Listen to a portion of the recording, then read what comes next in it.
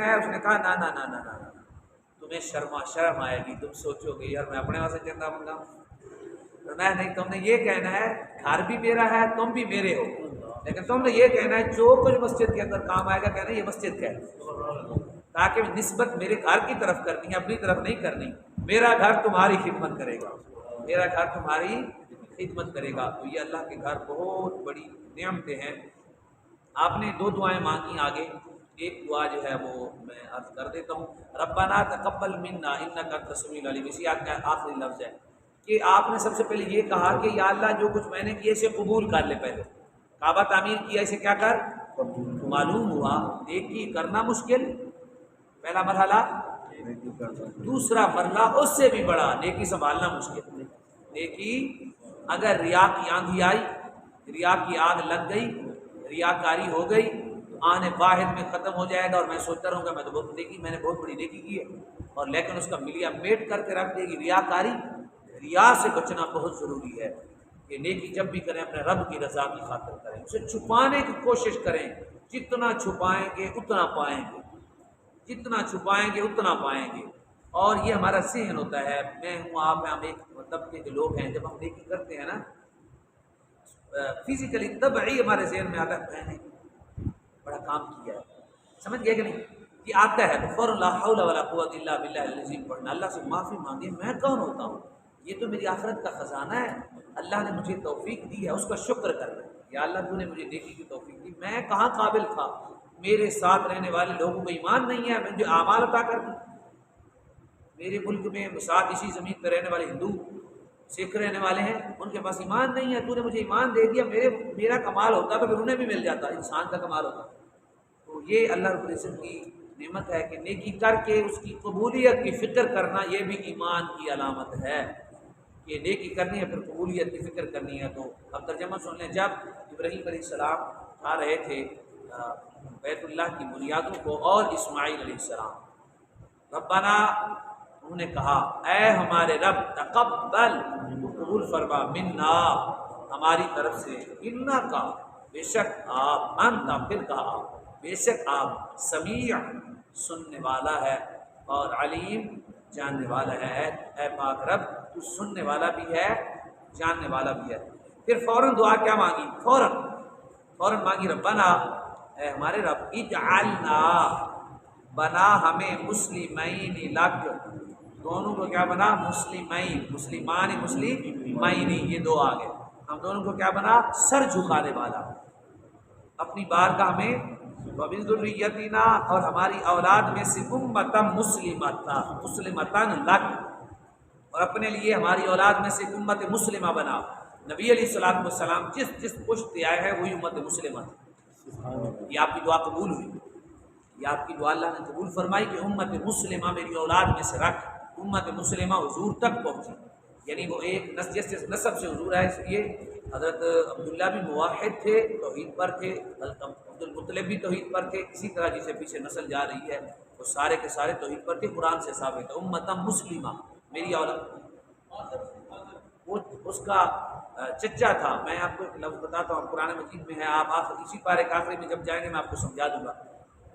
جیسے ہم نہیں کہتے تایا ابو، بڑے ابو، تو یہ جو لفظ ہے نا ابو کا عربی میں تائے کے لیے بھی استعمال ہوتا ہے، باپ کے لیے بھی استعمال ہوتا ہے۔ کس کے لیے؟ تائے کے لیے بھی۔ تو یہ چونکہ تایا تھا اس لیے انہوں نے، اللہ نے اب کہا، جبکہ اللہ نے جب ان کے لیے دعا کرنا چاہی تو رب نے منع کر دیا، تو میں اس کے لیے دعا نہیں کرنی، لیکن ہم ہر نماز میں اب کی جگہ والد کر کے ابراہیم علیہ السلام کی دعا نماز میں مانگتے ہیں۔ یہ ابراہیم علیہ السلام کی دعا ہے، رب اجعلنی مقیم الصلاۃ ومن ذریتی ربنا تقبل دعا ربنا اغفر لی والی والدی، نون گر گیا کہ یا ہے، والی والدی ہے، نون گرا ہے، یہ عربی کا طریقہ ہے، والی والدی دو یا اکٹھے ہوئے نا، تو مانا ہے میرے والدین کی بخشش فرما۔ تو ہم روزانہ مانگتے ہیں، کافر کے لیے دعا نہیں مانگی جاتی۔ تو آپ کے والدین مسلمان تھے، یہ تایا تھا، اس لیے آزر اس کا نام ہے۔ کیا نام ہے جی؟ آزر ہے۔ تو کہیں اب لکھا ہوتا ہے تو اب سے مراد تایا ہے، نہ کہ والد۔ قرآن مجید میں والد صرف باپ کو کہتے ہیں، ابو سب کے لیے بولا جاتا ہے، جیسے ہم بھی بولتے ہیں، ہم اپنے دادے کو بھی ابو کہتے ہیں، نانے کو بھی ابو کہتے ہیں، تایا کو بھی ابو کہتے ہیں، کہتے کہ نہیں کہتے؟ سسر کو ابو کہہ دیتے ہیں، ہماری جو بیٹیاں جاتی ہیں کسی کے گھر، وہ سسر کو بھی کیا کہتی ہیں؟ ابو کہتی ہیں۔ اس طرح سے یہ ہمارا رشتہ جو ہے نا دوسری جگہوں پہ بھی بولا جاتا ہے، جبکہ والد نہیں کہتی کبھی بھی ہماری بھی بچیاں اپنے نہ سسر کو کہتی ہیں نہ تایا کو کہتی ہیں، والد ایک ہی کہتے ہیں، یہ میرے والد ہیں، یہ میرا ابو ہے، یہ بھی میرا ابو ہے، یہ بھی میرا ابو ہے، یہ تایا ابو ہے، یہ میرے جو میرے خامن کے ان کے والد ہیں اور میرے ابو ہیں، ان کے والد اور میرے ابو ہیں۔ تو اس طرح سے ہے، کیونکہ قرآن سے ثابت ہے امتم مسلمہ، امت مسلمہ عطا فرما، جیسے اللہ نے ان کی دعا قبول فرمائی رزق کے لیے، اسی طرح بالکل ایک امت مسلمہ بھی اللہ نے رکھ دی، اور رسول اللہ صلی اللہ علیہ وسلم تک وہ امت چلی، وہ نسب چلا، حضور تک آیا، اور رسول اللہ صلی اللہ علیہ وسلم تک اسی وہ آرینا، اور دکھا ہمیں، آری کا معنی ہے دکھا، نہ ہمیں مناسکنا، عبادت کے طریقے، کیا ہمارے عبادت کے طریقے ہمیں تو دکھا دے، یعنی سکھا دے۔ کمانا دوسرے لفظوں میں کیا بنتا ہے کہ ہمیں عبادت کے طریقے سکھا، مطلب یہ ہوا کہ انبیاء اگر اللہ سے پوچھ رہے ہیں تو ہمیں بھی سیکھ کے عبادت کرنی چاہیے، کہ رسول اللہ نے نماز کیسے پڑھی ہے، سنتیں کیسے ہیں، نفل کیسے ہیں، وضو کیسے ہے، طہارت کیسے ہے، یہ سارے سیکھنے چاہیے، کیونکہ اللہ کے پیغمبر دعا مانگ رہے ہیں کہ ہمیں سکھا، ہمیں دکھا۔ وَتُبْ عَلَيْنَا، تب کا معنی یہاں توجہ رحمت کرنا، کہ ہمارے اوپر علینا توجہ رحمت فرما، کیوں؟ انک انت التواب الرحیم، فرمایا کہ بے شک تو بہت بڑا تواب ہے اور ہمیشہ رحمت فرمانے والا ہے۔ یہ آپ نے نبی کریم صلی اللہ علیہ وآلہ وسلم کے لیے دعا مانگی وہ اگلی آیت میں ہے، تو اس آیت سے یہ ثابت ہوا کہ ہر مسلمان پر جو فرائض ہیں اس کا علم سیکھنا فرض ہے۔